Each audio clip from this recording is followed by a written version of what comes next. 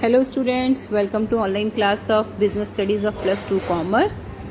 हम organising chapter discuss कर रहे हैं, चैप्टर नंबर 5। इसमें मैंने आपके साथ लास्ट टाइम टॉपिक डिस्कस किया है इम्पॉर्टेंस ऑफ मैनेजमेंट, जिसमें मैंने आपके साथ 10 पॉइंट्स डिस्कस किए थे, लेकिन 2 पॉइंट्स उसमें मिस हो गए थे स्टूडेंट्स। तो वो 2 पॉइंट्स पहले डिस्कस करके फिर next topic steps in organising process वो मैं डिस्कस करूँगी। तो पहले जो पॉइंट्स इंपॉर्टेंस वाले रह गए थे वो देखिए। जब हम प्रॉपर ऑर्गेनाइजिंग करते हैं बिजनेस में तो इससे क्या फ़ायदा होता है? Increase in managerial efficiency. जो ऑर्गेनाइजेशन में जिस बिजनेस में ऑर्गेनाइजिंग फंक्शन प्रॉपरली परफॉर्म होता है तो उस फंक्शन से एफिशिएंसी ऑफ मैनेजमेंट इंक्रीज हो जाती है, क्योंकि वर्क को हम स्किल और सुटेबिलिटी के अकॉर्डिंग पर्सन्स के बीच में डिवाइड कर देते हैं। तो इससे हमारी जो वर्किंग है वो बेटर हो जाती है और एफिशिएंसी जो है वो इंक्रीज हो जाती है। नेक्स्ट इम्पॉर्टेंस है रिडक्शन इन लेबर टर्नओवर। जब हम वर्कर्स को प्रॉपरली सेटिस्फाई कर देते हैं, उनको वही काम देते हैं जो उनको आता हो, जिसमें उनका इंटरेस्ट हो और सब कुछ प्लान के अकॉर्डिंग चल रहा हो, तो लेबर टर्नओवर ज़्यादा नहीं होती। मतलब जो लेबर है हमारी वो काम छोड़ के नहीं जाती। लेबर टर्नओवर तब होती है, लोग काम छोड़ के तब जाते हैं जब वो अपनी वर्किंग कंडीशन से सेटिस्फाई ना हो और उनके काम में अननेसेसरी इंटरफेरेंस ना की जाए। और ऑर्गेनाइजिंग फंक्शन परफॉर्म करने के बाद ऐसा कुछ नहीं होता, जिस वजह से हमारी लेबर टिकी रहती है। अब हम डिस्कस करने जा रहे हैं steps in organising process. Organising process क्या है, उसमें क्या स्टेप्स हमने फॉलो करने होते हैं। स्टेप्स को स्टूडेंट्स मैं आपको फिर बता दूं, उसी सीरियल ऑर्डर में करना होता है जैसे वो दिए होते हैं। सबसे पहला स्टेप है ऑर्गेनाइजिंग फंक्शन का identification and division of work. Organising function शुरू होता है डिवीजन ऑफ वर्क के साथ। हम पहले काम को स्मॉलर यूनिट्स, छोटे छोटे हिस्सों में बांट देते हैं। हर हिस्सा जो है वो अपने आप में एक जॉब कहलाता है। हम हर जॉब अलग अलग पर्सन को प्रोवाइड कर देते हैं। तो इससे क्या होता है, अब एक पर्सन एक ही जॉब को बार बार परफॉर्म करता है और एक ही काम को बार बार परफॉर्म करके वो उस काम में स्पेशलिस्ट बन जाता है। Next is departmentalisation.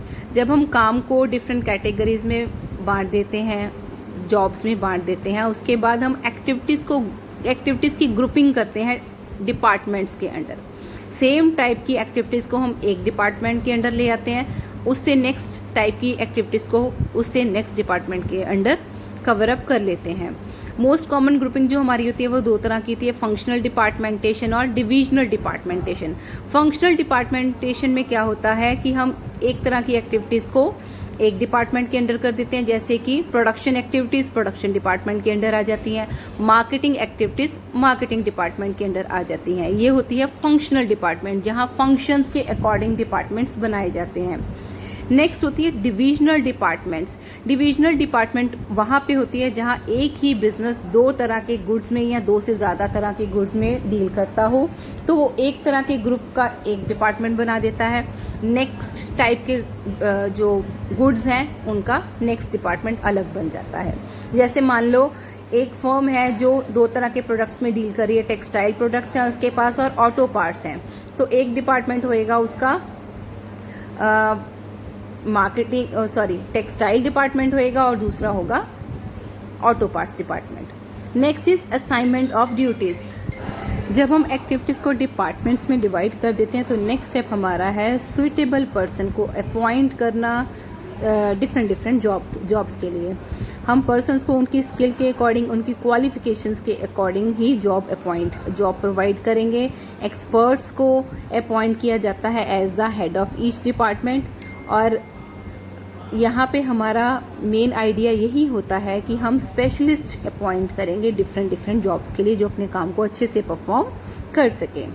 Last step है establishing reporting relationship. Establishing reporting relationship in the organisation implies that the allocation of authority and responsibilities done among employees. इसका मतलब है कि हम ऑर्गेनाइजिंग में मेन होता क्या है, हम हर पर्सन की रिस्पॉन्सिबिलिटी डिफाइन करते हैं और उसको उसी रिस्पॉन्सिबिलिटी के अकॉर्डिंग अथॉरिटीज़ प्रोवाइड करते हैं। तो ये काम हमने इस हिसाब से करना है कि हर पर्सन को पता होना चाहिए किसकी क्या रिस्पॉन्सिबिलिटी है, किसने किसका काम पूरा करना है, किसके लिए काम करना है और उस काम को पूरा करने के लिए उसको क्या पावर्स प्रोवाइड की गई हैं।